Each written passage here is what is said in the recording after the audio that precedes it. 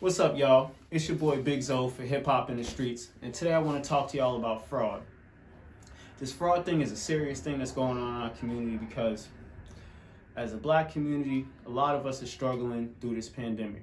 You know what I'm saying? We was already kind of struggling through life, but now they put a definite damper on everything we was trying to do, and we're desperate and we're trying all kind of things, such as unemployment fraud. Now you got to think about this. Out of all things that black people are supposed to be afraid of, rappers, famous people, ball players, gangsters, everyone, what do they say they're afraid of? The feds. Who are you robbing when you decide to take money on an unemployment scheme? The feds, the IRS, the very same people that everyone is afraid of, Uncle Sam. Now, let's think about this.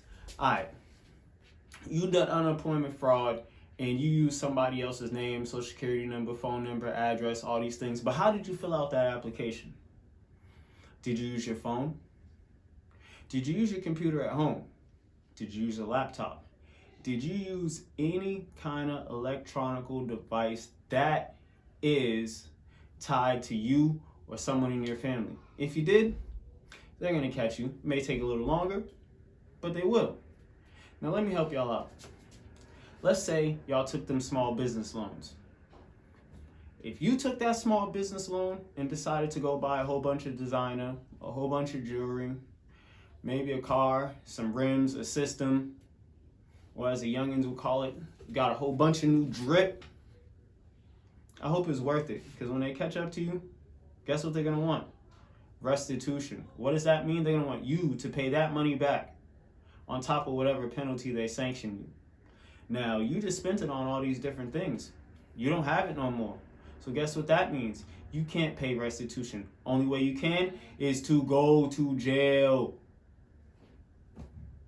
And the worst part about that is you're going to go to jail and there's still going to be some kind of restitution when you get out. Probably not the full amount that it was, but there's going to be some kind of restitution or fine that you're going to be responsible to pay back.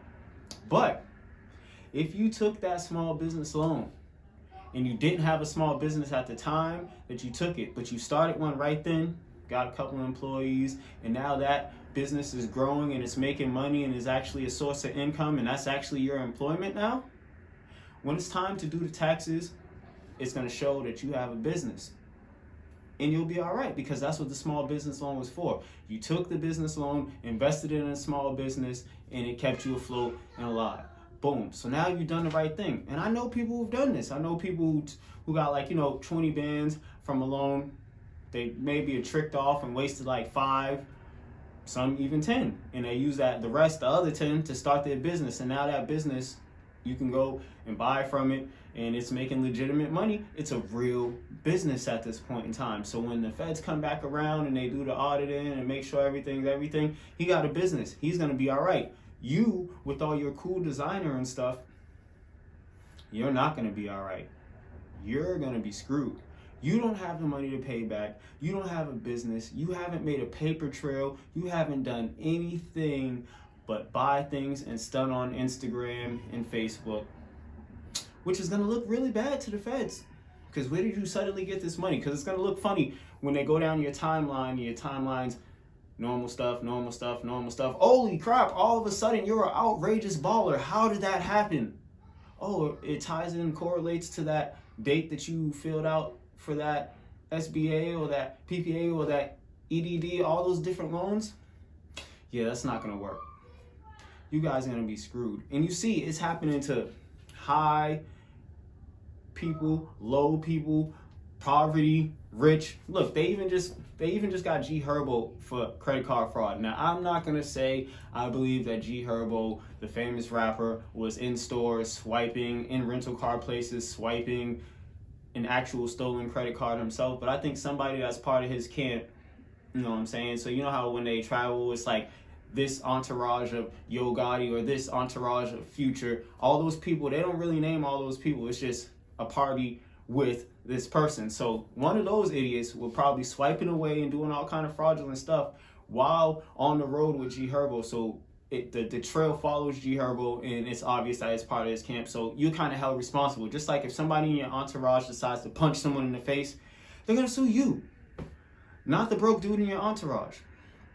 So understand that fraud, it may not be the best way to go. I mean, I know everyone's a little bit desperate right now, but if you're at least, if you're gonna do that, at least do what I said. Take some of the money, start a small business, and try to make it grow. And this may be a blessing in disguise for you. You never know. You may end up being a mogul. You know what I'm saying? Your little small business might turn into a Fortune 500 company later on. You never know. But you'll never know if you don't try. You know what I'm saying? Don't do fraud. That's all it is. Just get over it. That's not the best idea. That's not the way. It's not going to get you through.